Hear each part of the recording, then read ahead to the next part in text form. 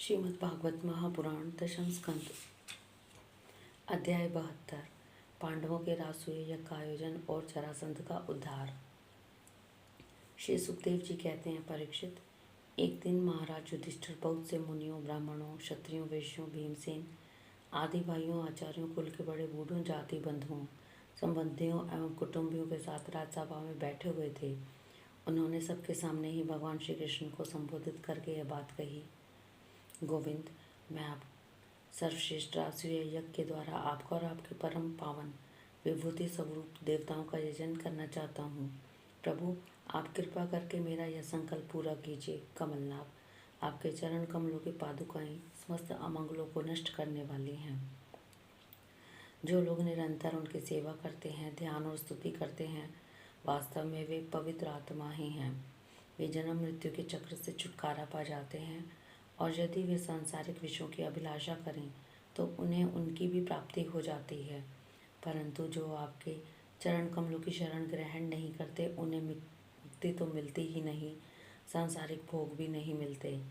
देवताओं के भी आराध्य देव, मैं चाहता हूँ कि संसारी लोग आपके चरण कमलों की सेवा का प्रभाव देखें।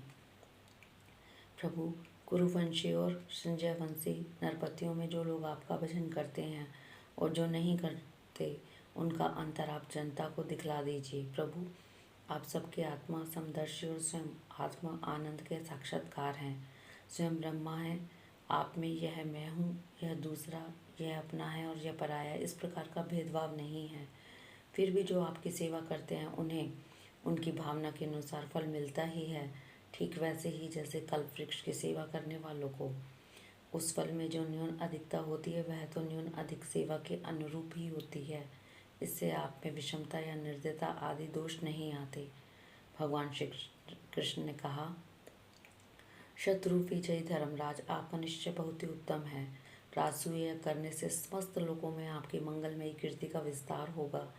राजन, आपका यह महायज्ञ ऋषियों, पितरों, देवताओं, सगे संबंधियों, हमें और कहाँ तक कहीं समस्त प्राणियों को अभिष्ट है।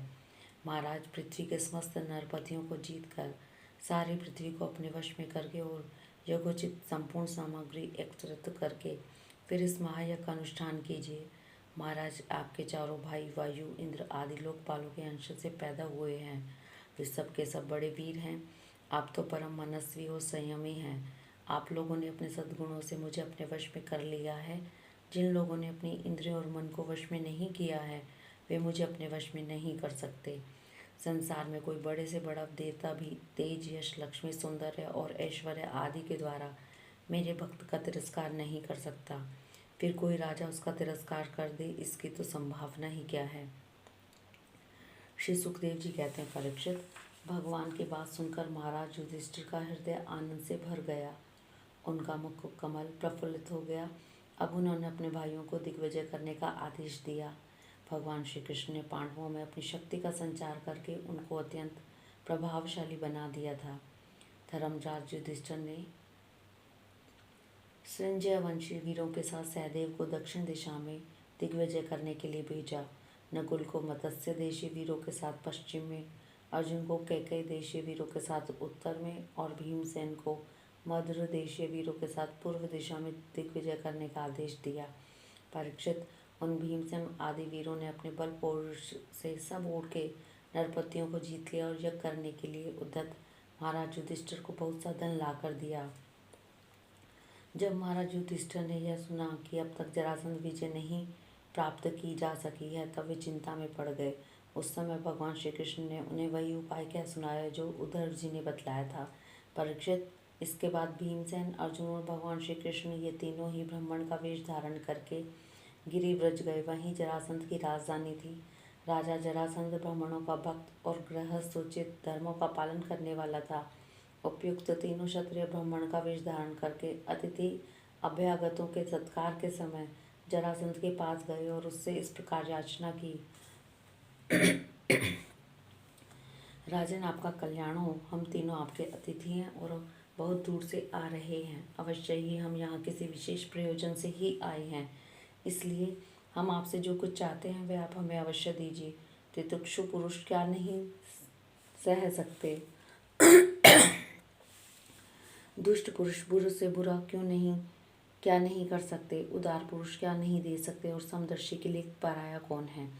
जो पुरुष स्वयं समर्थ होकर भी इस नाशवान शरीर से ऐसे अविनाशी यश का संग्रह नहीं करता जिसका बड़े बड़े सत्पुरुष भी गान करें।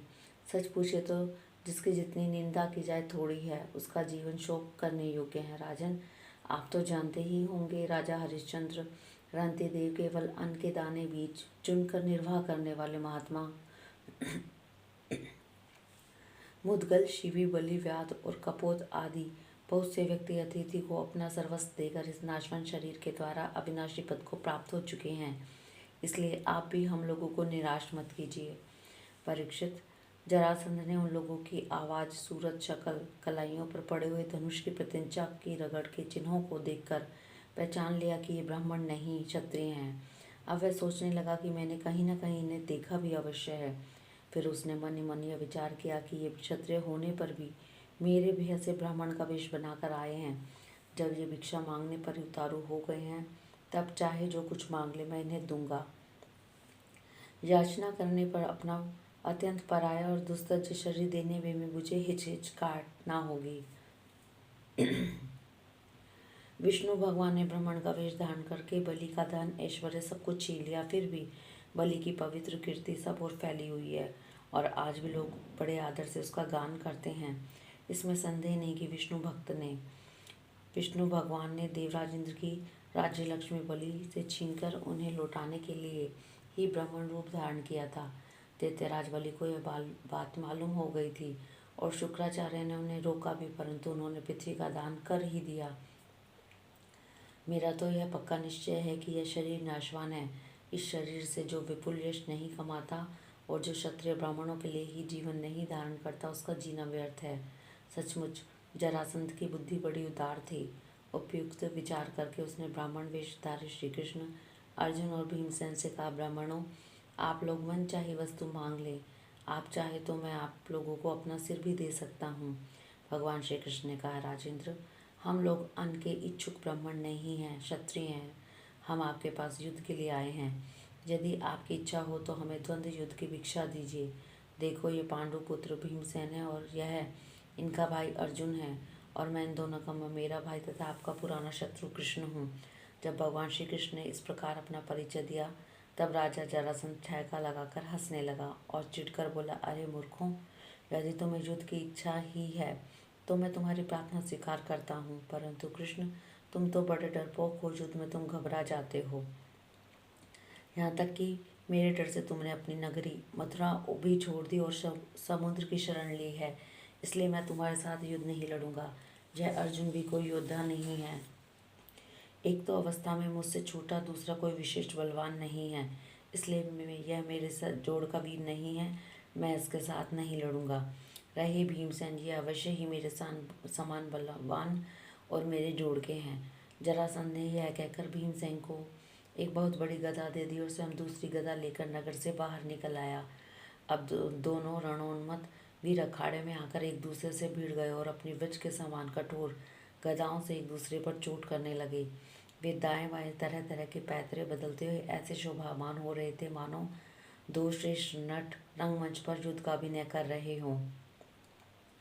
परीक्षित, जब एक की गदा दूसरे की गदा से टकराती तब ऐसा मालूम होता मानो युद्ध करने वाले दो हाथियों के दांत आपस में भिड़कर चटचटा रहे हों या बड़े जोर से बिजली तड़क रही हो। जब दो हाथी क्रोध में भरकर लड़ने लगते हैं और अब आग की डालियां तोड़ तोड़ कर एक दूसरे पर प्रहार करते हैं, उस समय एक दूसरे की चोट से वे डालियां चूर चूर हो जाती हैं। वैसे ही जब जरासंध और भीमसेन ने बड़े वेग से गदा चला चलाकर एक दूसरे के कंधों, कमरों, पैरों, हाथों, जांघों, हंसलियों पर चोट करने लगे, तब उनकी गदाएं उनके अंगों से टकरा टकरा कर चकनाचूर होने लगी। इस प्रकार जब गदाएं चूर चूर हो गई, तब दोनों वीर क्रोध में भरकर अपने घूंसों से एक दूसरे को कुचल डालने की चेष्टा करने लगे। उनके घूंसे से ऐसी चोट करते मानो लोहे का घन गिर रहा हो। एक दूसरे पर खुलकर चोट करते दो हाथियों की तरह उनके थप्पड़ों और घूंसों का कठोर शब्द बिजली की कड़कड़ाहट के समान जान पड़ता था। जरासंध और भीमसेन दोनों की गदा युद्ध में कुशलता, बल और उत्साह समान थे। दोनों की शक्ति तनिक भी क्षीण नहीं हुई। इस प्रकार लगातार प्रहार करते रहने पर भी दोनों में से किसी की जीत या हार ना हुई। दोनों वीर रात के समय मित्र के समान रहते और दिन में जुटकर एक दूसरे पर प्रहार करते और लड़ते। महाराज, इस प्रकार उनके लड़ते लड़ते 27 दिन बीत गए। प्रिय परीक्षित, 28वें दिन भीमसेन ने अपने ममेरे भाई श्री कृष्ण से कहा, श्री कृष्ण, मैं युद्ध में जरासंध को जीत नहीं सकता। भगवान श्री कृष्ण जरासंध के जन्म और मृत्यु का रहस्य जानते थे और यह भी जानते थे कि जरा राक्षसी ने जरासंध के शरीर के 2 टुकड़ों को जोड़कर इसे जीवन दान दिया है। इसलिए उन्होंने भीमसेन के शरीर में अपनी शक्ति का संचार किया और जरासंध के वध का उपाय सोचा। परीक्षित, भगवान का ज्ञान अबाध है। अब उन्होंने उसकी मृत्यु का उपाय जानकर एक वृक्ष की डाली को बीचों बीच चीर दिया और इसे इशारे से भीमसेन को दिखलाया। वीर शिरोमणि एवं परम शक्तिशाली भीमसेन ने भगवान श्री कृष्ण का अभिप्राय समझ लिया और जरासंध के पैर पकड़कर उसे धरती पर दे मारा। फिर उसके एक पैर को अपने पैर के नीचे दबाया और दूसरे को अपने दोनों हाथों से पकड़ लिया। इसके बाद भीमसेन ने उसे गुदा की ओर से इस प्रकार चीर डाला जैसे गजराज वृक्ष की डाली चीर डाले। लोगों ने देखा कि जरासंध के शरीर के 2 टुकड़े हो गए हैं और इस प्रकार उसके एक एक पैर, जांघ, अंडकोश, कमर, पीठ, स्तन, कंधा, भुजा, नेत्र, भौहें, कान अलग अलग हो गए हैं। मगध राज जरासंध की मृत्यु हो जाने पर वहाँ की प्रजा बड़े जोर से हाय हाय पुकारने लगी। भगवान श्री कृष्ण और अर्जुन ने भीमसेन का आलिंगन करके उसका सत्कार किया। सर्वशक्तिमान भगवान श्री कृष्ण के स्वरूप और विचारों को कोई समझ नहीं सकता। वास्तव में ही वे समस्त प्राणियों के जीवनदाता हैं। उन्होंने जरासंध के राज सिंहासन पर उसके पुत्र सहदेव का अभिषेक कर दिया और जरासंध ने जिन राजाओं को कैदी बना रखा था उन्हें कारागार से मुक्त कर दिया। हरि ओम तत्सत।